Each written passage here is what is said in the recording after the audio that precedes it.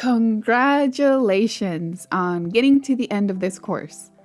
I am looking forward to hearing the wonderful stories you will create.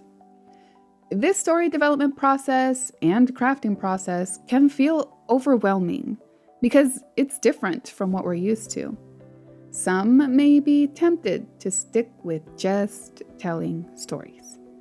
But I hope that if that's your case, that you will be so uncomfortable now, having learned a better way, that you will have no option but to persevere and finish that first story.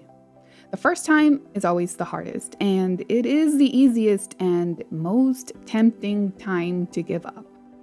But if you watched all the way through, it is because you're invested in telling others about the great things God has done in your life. And you're invested in doing it well.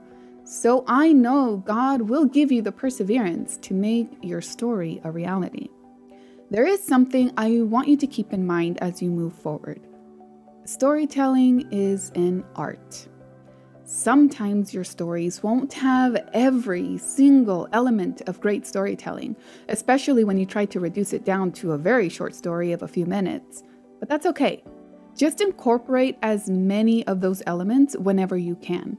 Sometimes a story will require more of one thing than of another, and it still will be a great story.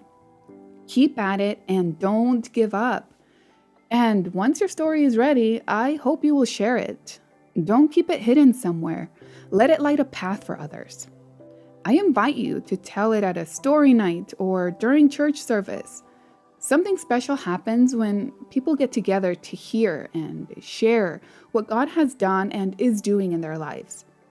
As a community, we are strengthened in our faith, and those who don't have it can find it as they hear about a personal, invested God. We can also experience hope when it feels like there isn't any left. And we can be encouraged to remember the good news in a world that's just filled with bad news. The world is desperate for good news. Desperate for good news. So don't keep yours to yourself.